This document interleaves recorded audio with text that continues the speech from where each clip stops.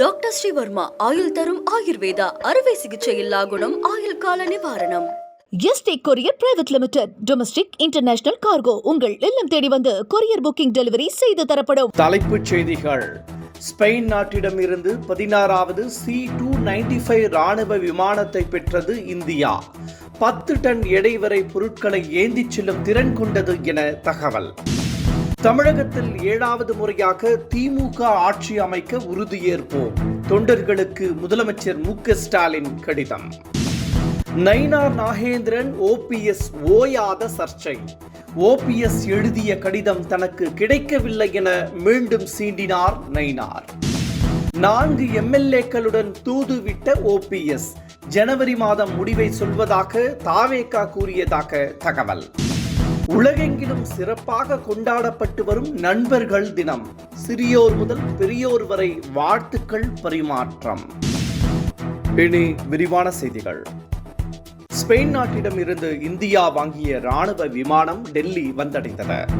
ஆவ்ரா போர் விமானத்திற்கு மாற்றாக ஸ்பெயின் நாட்டின் C-295 ராணுவ விமானத்தை இந்தியா வாங்கியுள்ளது. ஒப்பந்தத்தின்படி 16வது C-295 ராணுவ விமானம் டெல்லி வந்தது. இந்த விமானம் 10 டன் எடையுள்ள பொருட்களை ஏந்தி செல்லக்கூடியது ஆகும். கடந்த 2021ஆம் ஆண்டு செப்டம்பர் மாதம் மேற்கொண்ட ஒப்பந்தத்தின்படி கடைசி விமானமாக இந்த விமானம் வாங்கப்பட்டுள்ளது. தமிழகத்தில் 7வது முறையாக திமுக ஆட்சியை அமைத்திட உறுதியேற்போம் என முதலமைச்சர் மு.க. ஸ்டாலின் தெரிவித்துள்ளார். தமிழகத்தை காக்கவும் தமிழகத்தின் உரிமைகளை மீட்கவும் திமுக தொடர்ந்து போராடும் என்றும் அவர் குறிப்பிட்டுள்ளார். பாஜகவின் தமிழர் விரோத சூழ்ச்சிகளை எதிர்த்து நிற்கிறோம் என்றும், ஆனால் எதிர்க்கட்சியான அதிமுகவோ பாஜகவுக்கு அடிமை சேவகம் செய்வதாகவும் முதலமைச்சர் மு.க. ஸ்டாலின் குற்றம் சாட்டியுள்ளார். ஊர் ஊராக பயணம், பொய் பிரச்சாரம் செய்து வருவதாகவும் முதலமைச்சர் சாட்டியுள்ளார். திமுக ஆட்சியில் குடிமராமத்து பணிகளை செய்யவில்லை என EPS குற்றம் சாட்டியுள்ளார். திமுக ஆட்சிக்கு வந்தால் நெல்லுக்கு குவிண்டால் ஒன்றுக்கு 2500 ரூபாய் தருவோம் என அளித்த வாக்குறுதி என்ன ஆனது என்றும் அவர் கேள்வி எழுப்பியுள்ளார். பயிர் காப்பீடு திட்டத்தின் கீழ் அகில இந்திய இழப்பீடு தொகையை பெற்று தந்தது, பயிர்க்கடனை இருமுறை ரத்து செய்தது என பல்வேறு சலுகைகளை அளித்தது அதிமுக தான் எனவும் EPS கூறியுள்ளார். OPS நயினார் நாகேந்திரன் இடையே ஓயாத வார்த்தை போர் நடைபெற்று வருகிறது. பிரதமர் நரேந்திர மோடி, மத்திய உள்துறை அமைச்சர் அமித்ஷா ஆகியோரை சந்திக்க பல முறை அனுமதி கேட்டும் வழங்கப்படவில்லை என குற்றம் சாட்டிய OPS NDA கூட்டணியில் இருந்து அதிரடியாக விலகினார். தன்னிடம் கேட்டிருந்தால் வாங்கி கொடுத்திருப்பேன் என நயினார் நாகேந்திரன் கூறியிருந்தார். இதை மறுத்துள்ள OPS தான் கடிதம் எழுதியதாகவும் 6 முறை தொடர்பு கொண்டும் நயினார் பேசவில்லை என்றும் கூறியிருந்தார். இந்த நிலையில் கடிதமும் தனக்கு வந்து சேரவில்லை என நயினார் நாகேந்திரன் தற்போது கூறியிருப்பது புதிய சர்ச்சையை கிளப்பியுள்ளது. NDA கூட்டணியில் இருந்து வெளியேறிய OPS 4 MLA-க்களை அனுப்பி நடிகர் விஜய்க்கு தூது விட்டதாக தகவல் வெளியாகியுள்ளது. OPS மனோஜ், உசிலம்பட்டி ஐயப்பன் உள்ளிட்ட 4 MLA-க்களுடன் ஆதரவு தருவதாக விஜயிடம் கூறியதாகவும், அதற்கு வரும் ஜனவரி மாதம் பதிலளிப்பதாக விஜய் தரப்பு கூறிவிட்டதாகவும் தகவல் வெளியாகியுள்ளது. இதனிடையே 3 முறை முதலமைச்சராக இருந்த OPS நடிகர் விஜய்க்காக மேடை ஏறி பேசுவதா என OPS ஆதரவாளர்கள் கொந்தளித்துள்ளனர். பால் கொள்முதல் விலையை உயர்த்துவது குறித்து பரிசீலனை செய்யப்பட்டு வருவதாக அமைச்சர் மனோ தங்கராஜ் தெரிவித்துள்ளார்.